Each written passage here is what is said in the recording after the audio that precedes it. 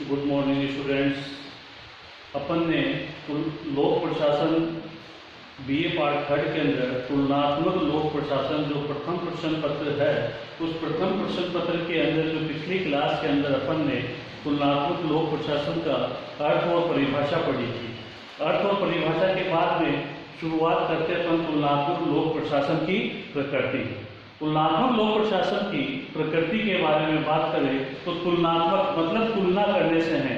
अपन ने इसके बारे में बताया था कि हमारे यहाँ पर दो प्रांतों, दो कस्बों, दो क्षेत्रों, दो राष्ट्रों या दो राज्यों के मध्य आपस में उनके प्रशासन के बारे में कोई तुलना की जाए, वही क्या होता है, तुलनात्मक लोक प्रशासन कहलाता है। अब तुलनात्मक लोक प्रशासन की प्रकृति के बारे में हम बात करें तो तुलनात्मक लोक प्रशासन की प्रकृति समय और विकास के साथ साथ परिवर्तित होती रहती है। जैसे जैसे हमारे यहाँ पर समय के अंदर परिवर्तन आता है, उसी हिसाब से क्या है, ये तुलनात्मक लोक प्रशासन भी जैसे समय परिवर्तित होता रहता है, उसके हिसाब से इसकी प्रकृति भी परिवर्तित होती रहती है।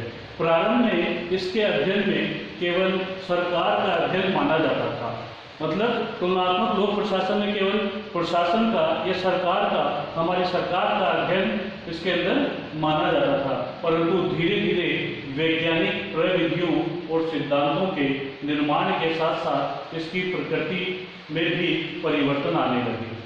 मतलब जो सरकार के अध्ययन के साथ साथ में इसमें धीरे धीरे परिवर्तन आने लगा और जो वैज्ञानिक प्रविधियां हैं हमारे यहाँ पर, जो आगे विज्ञान आगे बढ़ रहा है, उसके साथ साथ में इसके सिद्धांतों के निर्माण के साथ में इसकी प्रकृति में भी परिवर्तन आ रहा है। जिस प्रकार से हमारे यहाँ का वातावरण परिवर्तित हो रहा है, उसी प्रकार से हमारे इसका तुलनात्मक लोक प्रशासन की प्रकृति भी परिवर्तित हो रही है। इसके अध्ययन के बारे में भी हम परिवर्तन करते जा रहे हैं। इसके बारे में कई विद्वानों ने, जैसे रॉबर्ट जेम्सन, फ्रेडरिक्सन मोहिनी आदि ने इसकी प्रकृति के भिन्न भिन्न स्वरूप व्यक्त किए हैं। अब हमारे जो विद्वान हुए हैं लोक प्रशासन से संबंधित विद्वान रॉबर्ट जेम्सन और फ्रेडरिक्स मोहिनी, इन्होंने क्या है कि हमारे जो तुलनात्मक लोक प्रशासन की प्रकृति है उनके विभिन्न स्वरूप व्यक्त किए हैं। अब अपन पहले रॉबर्ट जेम्सन के अनुसार जो बात करें कि उन्होंने इसकी प्रकृति के अंदर किस प्रकार से परिवर्तन माना है और किस प्रकार से इसका अध्ययन किया है। जो परिवर्तित होती परिस्थितियों में तुलनात्मक लोक प्रशासन की प्रकृति के बारे में रॉबर्ट जेम्सन ने बताया है कि तुलनात्मक लोक प्रशासन की प्रकृति की मान्यताएं रॉबर्ट जेम्सन के द्वारा तुलनात्मक लोक प्रशासन की प्रकृति के संबंध में कुछ मान्यताएं विकसित की है। अब वो मान्यताएं कौन सी विकसित की है हमारे रॉबर्ट जेम्सन ने, वो 3 प्रकार की जो मान्यताएं हैं इन्होंने तुलनात्मक लोक प्रशासन की प्रकृति के बारे में बताया है। अब वो 3 प्रकार की जो मान्यताएं कौन कौन से विकसित की है, उसमें जो पहली मान्यता आती है वो पहली मान्यता ये है कि तुलनात्मक लोक प्रशासन की प्रकृति में, तुलनात्मक लोक प्रशासन की प्रकृति में प्रशासनिक व्यवस्था का विश्लेषण किया जाता है, जिसमें सिद्धांतों का निर्माण होता है, अतः उसे वैज्ञानिक रूप माना जाता है।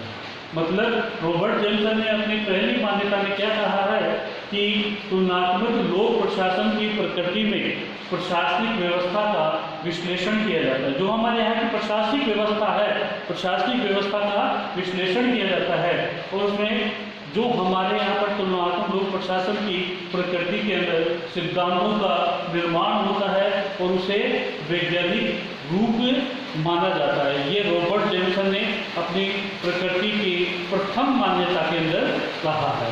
इसी प्रकार से अगर दूसरी मान्यता हम देखें तो दूसरी मान्यता इन्होंने कही है कि वैज्ञानिक अध्ययन करने के लिए प्रशासन की विभिन्न पद्धतियां अपनानी होती है, जिसके कारण उन्हें अनुसंधान करने होते हैं।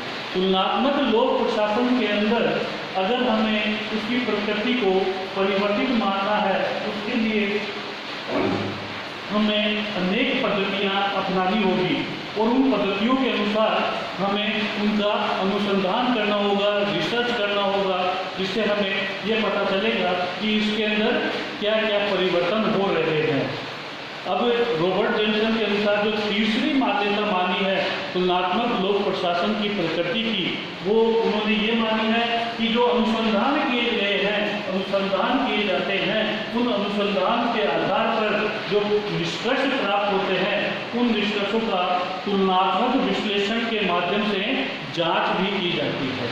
रॉबर्ट जॉनसन ये कहते हैं कि जो हमारे यहाँ पर तुलनात्मक लोक प्रशासन की प्रकृति के संबंध में अनुसंधान किए जाते हैं, उन अनुसंधानों का तुलनात्मक विश्लेषण किया जाता है और विश्लेषण करने के बाद उनके जांच की जाती है कि वो किस प्रकार से कार्य करते हैं। अब इसकी प्रकृति के बारे में जो दूसरे राइटर हैं, जो दूसरे विद्वान हैं, फ्रेडरिक मोहिनी, इनके बारे में अपन अपनी अगली क्लास के अंदर पढ़ेंगे। धन्यवाद।